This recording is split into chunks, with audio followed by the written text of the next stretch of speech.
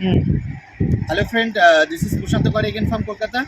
তো ফ্রেন্ড, এই ভিডিওতে আমি দেখাবো ওয়ান স্টেপ প্র্যাকটিস, মানে আমাদের আমরা যখন শেখাই আর কি, আমাদের এখানে যারা স্টুডেন্ট এখানে আসে আর কি। তো ওয়ান স্টেপ প্র্যাকটিস একটা ভীষণ ইম্পর্টেন্ট জিনিস আর কি। এটা করলে আপনার কী কী বেনিফিট হয়? বেনিফিট হচ্ছে, যেমন আমাদের ব্রেকের পরে কন্ট্রোল আসে, আমাদের রেসের পরে কন্ট্রোল আসে, আমাদের হচ্ছে যেখানে দাঁড়াবো আর কি, অ্যাকচুয়ালি আমরা যেখানে দাঁড়াবো, তো সেই ডেস্টিনেশান, মানে ধরুন আমি সামনে একটু দাঁড়াবো এক জায়গা, তো সেই জায়গায় আমরা দাঁড়ানোর কায়দা টায়দাগুলো আমরা করতে পারবো। একদম সব কিছু ক্লিয়ার হয়ে যাবে এই একই ভিডিওতে, ঠিক আছে? তো ওয়ান স্টেপটা কীভাবে হবে, তো আমরা সবার ফার্স্ট স্টার্ট দেবো। দেখুন, প্রথমে হাতের ফাংশনটা আমি দেখি। হাত আমরা কি করছি, দেব একটু কাছে আসো। তো হাতটা কি করছি, প্রথমে আমরা স্টার্ট দিলাম, দিয়ে আর পাটা দেখুন এক। এবার সামনের ভিউ থেকে দেখো, আগে পা দেখিনি কেন, অনেকগুলো ফাংশন আছে। প্রথমে পাটা দেখুন কেমন করছে, এক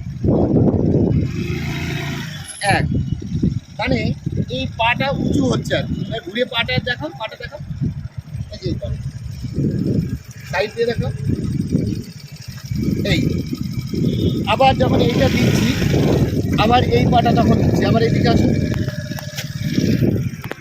এই দেখুন এই পাটা উঠছে। তো এইভাবেই হচ্ছে প্র্যাকটিস। এবার দেখুন সামনের থেকে কেমন দেখাচ্ছে আর কি, এই এক, দুই, তিন, চার, ঠিক আছে? এবার সাইড থেকে দেখুন, সাইড থেকে দেখুন,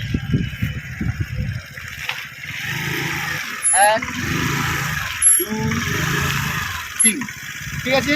এইভাবে আপনি 4টে স্টেপ বা 5টা স্টেপ, আবার সাথে সাথে এক, দুই, তিন, এই যে পায়ের এরকমভাবে স্টাইলটা এরকম চার, মানে যতটা সামনে যাবেন, 1, 2, 3, 4, এটা গেল পায়ে। এইবার হচ্ছে হাতের ফাংশনটা কী করতে হবে, হাতের ফাংশনটা এবার দেখুন। হাতের ফাংশনটা হচ্ছে, আমরা এটা ভালো করে বুঝে নিন, আমরা যখন যাচ্ছি, মানে পাটা স্লো মোশনে যদি দেখায়, একটা স্টেপ যখন ফেলছি, ঠিক ওই টাইমে আমরা রেস দিচ্ছি আর কি, ঠিক আছে? দেখে নিন, দেখুন রেস, ব্রেক।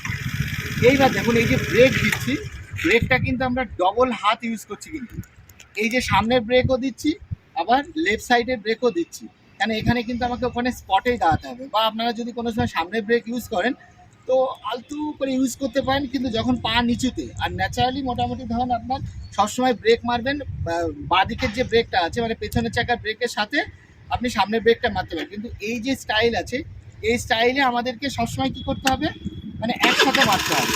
ওই যখন যাচ্ছে দেখুন এই ব্রেক, আর যখন ব্রেক দিচ্ছি তখন কিন্তু আমি রেসটা কম করে দিচ্ছি। এই দেখুন দু হাতের ব্রেক, দেখুন হাতটা দেখুন। এবার এবার শুধু হাতের ফাংশনটা দেখুন, এবার শুধু হাতের। এই যে আমি একটা স্টেপ দেখাচ্ছি, এই ব্রেক, মানে কি হচ্ছে, এটাও চাপছি, এটাও দিচ্ছি, আবার এটা কমাচ্ছি ভেতরে ভেতরে। আর আমাদের হাতের স্টাইলটা এরকম রাখি, এই ব্রেক, বোঝা গেল? তো এই প্র্যাকটিসটা করলে আপনার যেটা বললাম বেনিফিট, এগুলো আপনার রেসের কন্ট্রোল আসবে, কোনো জায়গায় দাঁড়াবেন আর কি সে কন্ট্রোল আসবে, এভরিথিং একদম ক্লিয়ার হয়ে যাবে। যারা স্কুটি এরকম চালাতে চান আর কি, তো আমি অবশ্যই বলবো আমার এই চ্যানেলে, এছাড়া আমার অনেক চ্যানেল রয়েছে, আপনারা দেখলে বুঝবেন, স্কিলগুলোকে ভালো করে প্র্যাকটিস করেন। স্কিল ডেভেলপ যত হবে আপনি তত ভালো চালাবেন। এবার এই প্র্যাকটিস করার পরে যখন আপনার খুব বোরিং লাগবে, তখন নর্মালি একটু চালিয়ে আসবেন এরকম করে রানিংয়ে আবার।